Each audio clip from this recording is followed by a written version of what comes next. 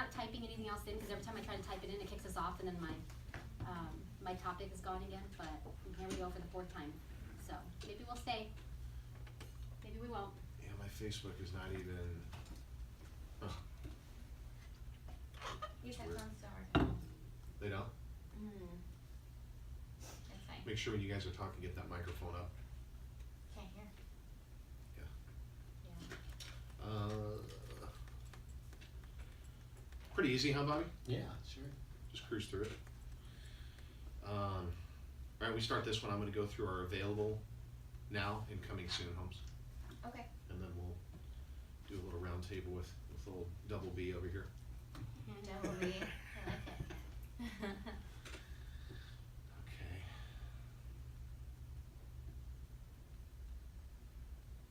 There we go. Now I'm getting signal. Are you public on your Mhm. video? Yeah. Yeah. Let's see it. I'll go to your page. Yeah, you know what, it might not be on your page now. I don't know what's wrong with this There thing. we go. Yeah, let's roll.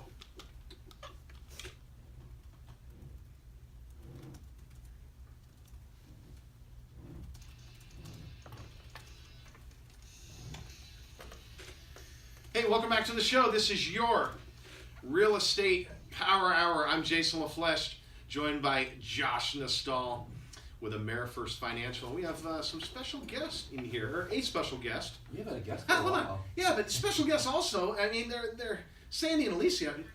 We're You're special, better than a special guest. right? We're We're not guests, but we're special. We're like part of the package. We're not considered guests. Can you But we imagine do the show have, without us? No. but we do have one special guest here. That's right, Bobby Burnett with Sun Valley Solar Solutions. Welcome to the show, Bobby. Hello, thanks for having me.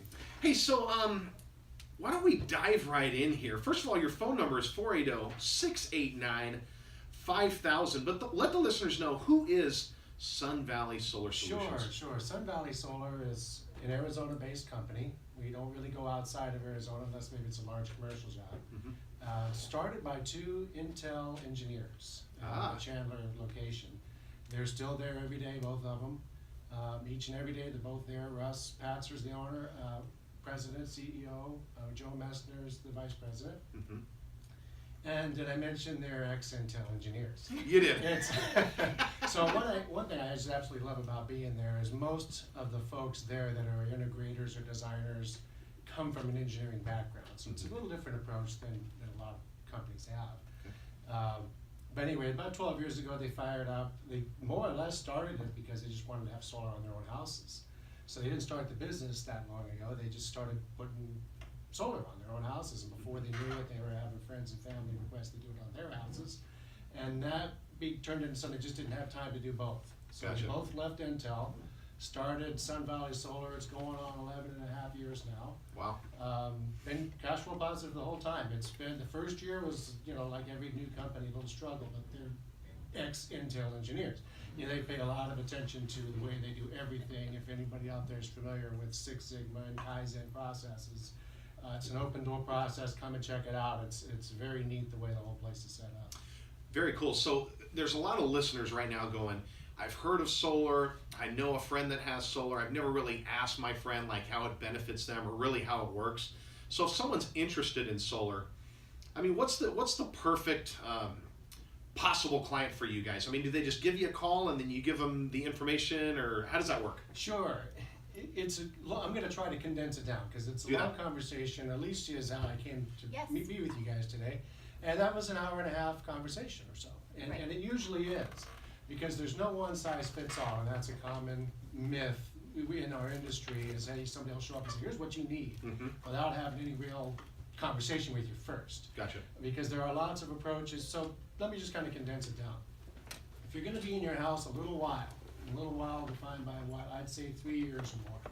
If you own the house or are going to continue to own the house for 3 years or more, maybe you don't even live there, but you rent it out. Maybe it's going to go to your kids. There's kind of that number where, okay, where do I start to see a return on this where it's worthwhile doing now?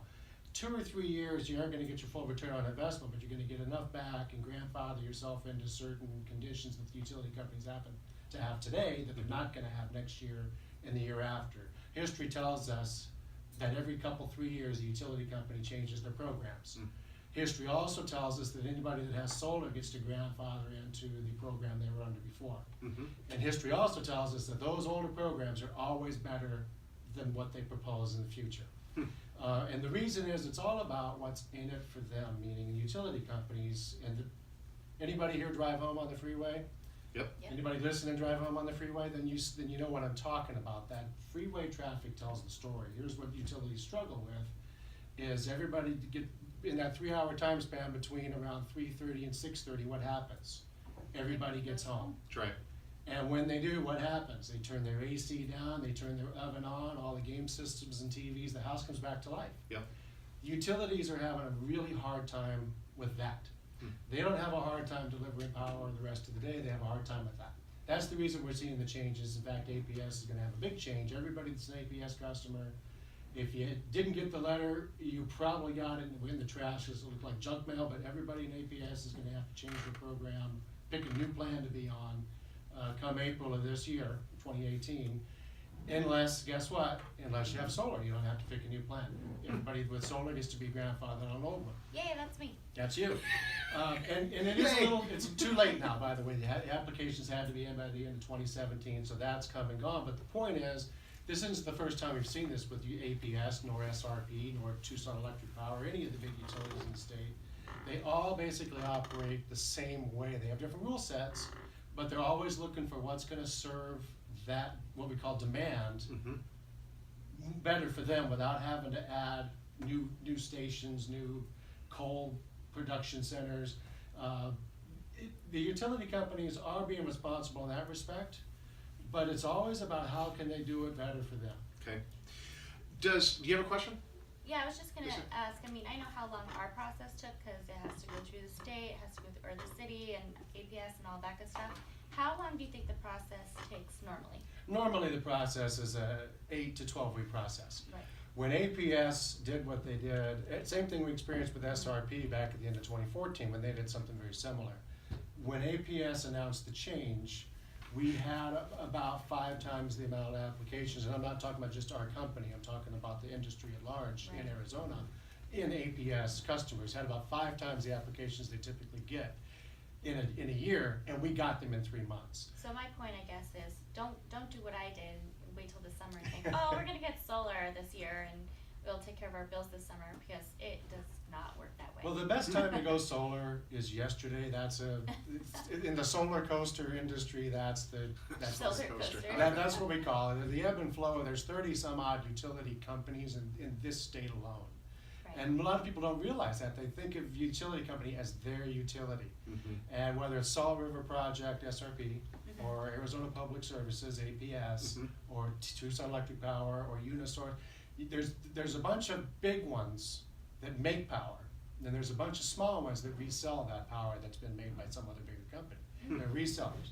And for example, all the Indian nations, that most of them and most of the farmer co-ops, they all have their own reseller of power. Well, those resellers also have their own rule set. Mm-hmm. So by just about the time we figure out a rule set, there's a bunch of utilities Right. changing their rule sets. Doesn't matter who they buy it from. You know, you could buy, a co-op could buy their power from APS, but operate under a totally different set of rules when it comes to the way they apply for solar or not apply for solar. So what do you think the benefit is, like the percentage of benefit? I know it can flux depending on your system and what you get, Mhm. but what percentage of coverage can be done on your house for your? Well, at my house, we offset 125%.